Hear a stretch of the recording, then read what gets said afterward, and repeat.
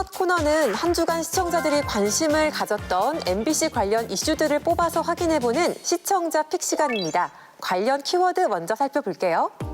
체험기, 사만다 투어, 소녀의 일기. 네, 먼저 체험기라는 키워드 속에 담긴 내용부터 확인해 볼까요? 지난 12일 방송된 스트레이트 관련 키워드입니다. 이날 방송은 IT 기술 발전이 낳은 새로운 노동의 형태, 플랫폼 노동시장을 집중 해부했는데요. 음식 배달, 새벽 배송 등 기자들의 생생한 체험기를 통해서 플랫폼 노동자의 현실을 알리고 잇따른 문제를 제기했습니다. 아니다. 떴다. 바로 근처입니다. 페이지 센터 바로 근처예요. 네, 요청했습니다. 저 갈게요. 29층에 음식 배달 왔습니다. 옆이에요? 건물 입구 찾기가 쉽지 않습니다. 옆이래. 스마트폰 앱은 남은 시간을 보여주며 계속 재촉하는데 엘리베이터는 오늘따라 더 더딥니다. 정말까지 2분. 힘들어. 저게 지금 주소가 바뀌었습니다. 제 희망 지역이 마포구인데 신촌에서 이화여대 기숙사까지 마라탕 배달. 인공지능이 어제는 용산으로 보내더니 오늘은 서대문구로 보냅니다. 이대는 넓었습니다. 그렇게 700m를 올라 내비게이션이 알려준 곳에 도착했습니다. 그런데 기숙사가 없습니다. 여기 한참 더 올라가셔야 돼요. 한참이요. 네. 근데 저기 올라가셔야 되는데. 아, 예. 고맙습니다. 네. 내비게이션 이거 뭔가요, 이거? 길을 잘못 알려줘서 길을 똑바로 해야지, 일을. 스마트폰 뒤에 숨은 알고리즘. 낯선 동네로 보내더니 길도 잘못 알려줍니다. 하지만 항의할 데가 없습니다. 상대는 사람이 아니라 기계입니다. 네, 방송을 본 시청자들의 반응이 궁금해요. 예, 댓글 준비했습니다. 고용 없는 간접 노동이 만연해진 사회 현상에 대해 정확한 이슈를 체험으로 알려주었네요. 기자들이 현장 체험을 해서 3인칭에서 1인칭 시점으로 옮겨가고는 시도 너무 좋아요. 덕분에 제가 일하는 것처럼 더 공감할 수 있었습니다. 책임을 회피하며 챙길 건 다 챙기는 플랫폼이라니 이게 진정한 갑질이지. 앞으로 지켜보겠음. 두 기자의 발로 뛴 취재가 공감된다는 의견과 함께 이 플랫폼 노동에 문제의식을 가지게 됐다는 의견들이 있었습니다. 네, 플랫폼 노동을 직접 체험하면서 문제의식과 함께 공감까지 이끌어낸 스트레이트의 이번 취재, 위원들은 어떻게 봤을까요? 사실 최근 본 스트레이트 중에서 가장 저는 몰입도도 있고 그분들이 겪는 위협들이 너무 현실적으로 느껴졌어요. 또 시간 제한이 있기 때문에 빨리 가야 되는 상황에서는 안전하게 운행을 못해요. 옆으로 버스가 지나다니고 이런 상황이 그냥 보는 시청자도 되게 무서웠고요. 또 내비게이션이 건물 같은 데서는 잘 작동 안 하잖아요. 근데 그런 책임을 플랫폼 노동자한테 전가시키는 시스템이 있다는 것을 좀 알게 돼서 많은 충격이 있었던 한 화였습니다. 그들의 노동의 현실을 알고 있으면서도 이것을 직접 하지 않는 사람이 체험을 해봤을 때야 비로소 그 애환을 느낄 수 있다는 게 하나의 역설처럼 느껴지기는 했지만 이것이 어떤 면에서는 보도의 본질이라고 생각을 합니다. 이 정도 일을 하면 얼마 정도 수익을 올릴 수 있다라는 것들이 이런 플랫폼들의 광고인데 이것이 직접 고용의 형태가 아니기 때문에 노동에 필요한 장비까지도 본인이 구입을 해야 되고 실제로 이들의 노동에는 대기 시간도 포함되어 있기 때문에 노동 시간을 다 계산을 해보면은 최저임금에 미치지 못하거나 최저임금을 간신히 넘는 그런 현실을 지적해줬고요. 그 기자가 그날 이런 표현을 했습니다. 그 택배비 얘기를 하면서 일을 해보니까 이건 더 높여야 됩니다. 너무 힘듭니다. 뉴스나 이런 보도 프로그램에서 절대 쓰지 않을 표현이죠. 근데 이거 정말 경험해 보니 이거는 정말 무조건 올려야 되겠구나. 직접 경험만으로 느낄 수 있는 영역이 있기 때문에 이런 경험을 통해서 나온 발언이 더 힘이 있다고 생각을 합니다. 이 체험기에서 잘 언급이 안 됐던 것 중에 하나가 이렇게 힘든데 왜 이토록 많은 사람들이 몰릴까 하는 거였거든요. 그건 다시 얘기하면 이 정도의 일자리도 없다라는 그 반증처럼 저한테는 보이기도 했습니다. 그래서 플랫폼 노동 자체가 분명히 문제가 있지만 왜 사람들이 이쪽으로 갈 수밖에 없는지에 대해서도 더 얘기가 나왔으면 좋겠다 싶기도 했습니다. 사회 이슈를 세심하게 파헤치는 스트레이트의 의미 있는 보도 앞으로도 기대하겠습니다.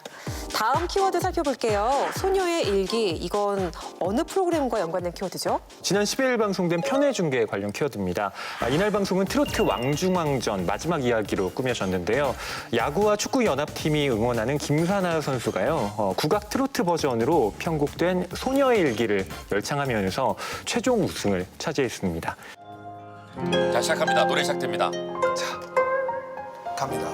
다 함께 노래 부르세.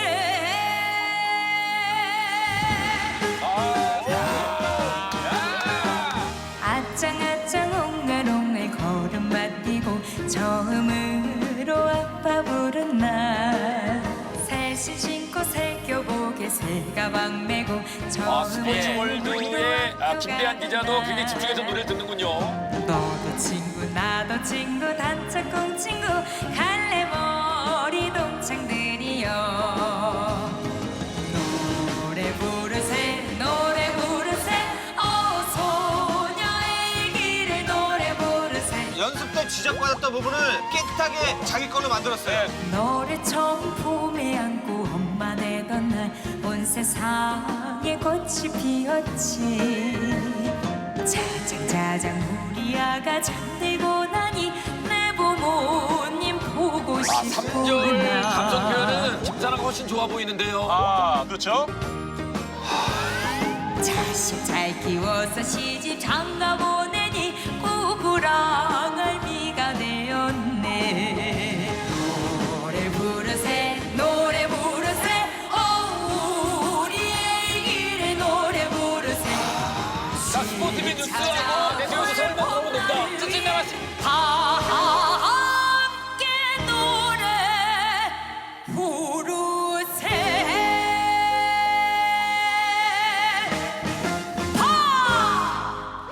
자, 트로트 왕중왕전 누굽니까? 김산한입니다. 축하합니다. 네, 그런가 하면 편해중계는 이날 방송을 끝으로 종영 소식을 전하기도 했는데요. 위원들은 편해중계 마지막 회 어떻게 보셨나요? 김사나 선수가 우승을 했는데요. 사실 국악 출신이다 보니까 이 창법이 트롯이랑은 조금 안 맞아서 고생을 하던 장면이 기억이 나요.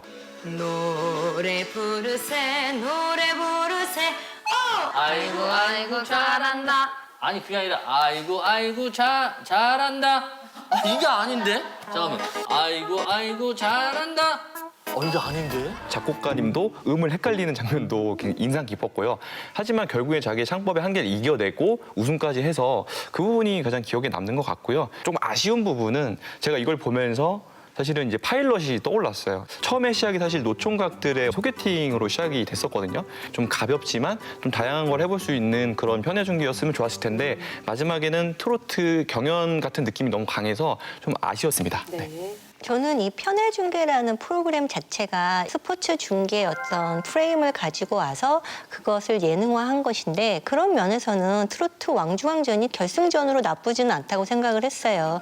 1라운드에서는 전유진 선수가 엄마에 관한 노래를 불러서 사람들의 심금을 울렸고 심사위원들의 표를 많이 얻었잖아요. 그래서 이때만 해도 전유진 선수가 우승하겠다 싶었는데 2라운드에서는 김사나 선수가 소녀의 일기라는 노래를 부르고 소녀가 자라면서 일어나는 어떤 그런 다양한 정서를 잘 표현을 해서 이제 2라운드에서 우승을 하게 됐잖아요. 그러니까 이런 구성 자체가 약간 역전의 형태를 띠고 있어서 약간 박진감이 있었고 또 한편으로는 이제 중계진의 대결로 봤을 때는 농구팀이 이제 일종의 한 시즌 내내 계속 이기고 있었는데 이것을 야구, 축구 연합팀이 저지한 셈이 되잖아요. 전체적인 시즌 면에서 봤을 때도 역전의 의미가 있고 이제까지 편해중계의 어떤 특성을 요약하는 그런 회차였다라는 생각은 듭니다. 마지막 회가 보기엔 되게 좋았는데 왕중왕전을 제외하더라도 이게 트로트만 했을 때 그러니까 8개월 중에 거의 총 3개월 정도가 트로트 특집이었고 거의 2개월 정도를 계속 트로트 특집으로만 간 게 있단 말이죠. 그렇다면 할 수 있는 경력을 거의 다 소진했는데 거의 2달 동안 트로트를 가지고서 버티고 있었던 게 아닌가라는 그런 생각도 좀 들었거든요. 저는 이전에 출연했을 때도 편해중계를 편애하는 사람이라고 말씀을 드렸는데요. 트로트가 총 8개월 중에 3개월 분량을 차지했다. 제가 좋아하는 사람으로서 기사를 좀 봤는데 원래 제작진은 아빠와 함께하는 뭐 유치원 운동회 같은 것도 아이템으로 마련을 해서 좀 진행을 하려고 했는데 코로나19는 워낙 사람들을 모이는 것 자체를 어렵게 하잖아요. 그러한 여러 아이템들이 계속 중단되면서 어쩔 수 없이 트로트에 좀 몰입을 했던 그런 점에서 편해중계의 종영 소식이 안타깝지만 뭐 시즌2라는 것도 가능하니까 기대를 해보고 있습니다. 다만 원래 편해 연예중계의 취지는 1등이 아닌 사람들을 응원하는 프로그램이었잖아요. 근데 김사나 선수만 인터뷰를 하고 전유진 선수에게는 어떤 발언권도 주지 않았거든요. 그 점이 개인적으로는 좀 안타까웠습니다. 다음 키워드 확인해 볼게요. 사만다 투어. 이건 어떤 프로그램과 연관된 키워드죠? 지난 10일 방송된 나 혼자 산다 스피노프 여자들의 은밀한 파티 관련 키워드입니다. 나 혼자 산다 본방송 직후에 약 15분가량 방송된 프로그램인데요. 이날 방송에서는 4월 4일 새벽 4시에 은밀하게 모인 이 세 사람의 사만다 투어가 공개돼서 화제를 모았습니다. 언니 언니들 왜 그렇게 입고 있어요? 아니 잠깐만 마리아 혜원님 많이 실망. 왜 이러고 입고 왔죠? 이런 룩이었어요 오늘 컨셉? 오 마이 갓. 너 지금 퇴근하는 길이? 어디 사우나 갔다 왔어요? 오늘 그냥 여행 룩이라 그래가지고. 아무튼 웰컴 마리아. 언니 우리 어디 가요? 몰라요. I don't know.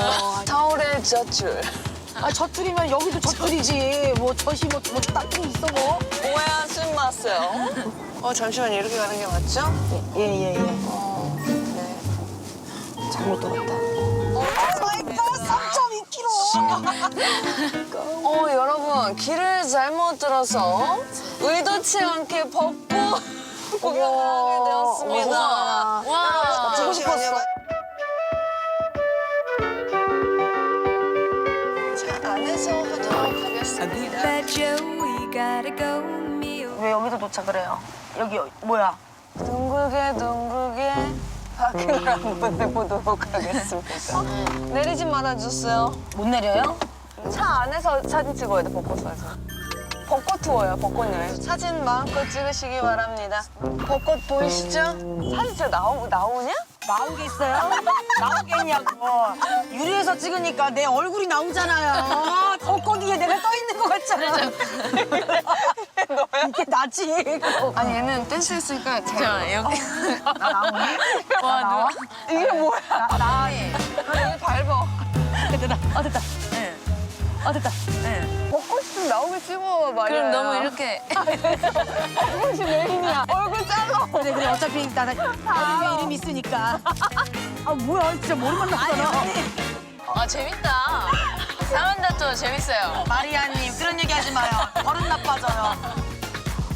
네, 이렇게 나온산 스피노프 콘텐츠에 대한 시청자들의 반응은 어땠어요? 네, 댓글 살펴보면요. 드라이브스루, 벚꽃놀이, 진정한 사회적 거리두기 여행 아니냐고 여운파 포에버. 스피노프 진짜 꿀잼이었음. 자막도 살짝 달라서 익숙한 듯. 새로운 프로그램 같고 짧아서 아쉬울 정도. 여운파도 재밌는데 또 다양한 조합으로 스피노프 했으면 좋겠어요. 사만더 투어를 떠나는 세 사람에 대한 어떤 공감이 됐다. 그런 의견들이 있었고요. 그리고 스피노프 콘텐츠에 대한 긍정적인 반응이 있었습니다. 네, 재미있었다는 반응이 참 많네요. 네. 이날 방송은 시청률 5.8%로 동시간대 1위를 차지했습니다. 또 온라인 영상은 조회수 100만 회 이상을 기록하면서 화제를 모으기도 했는데요.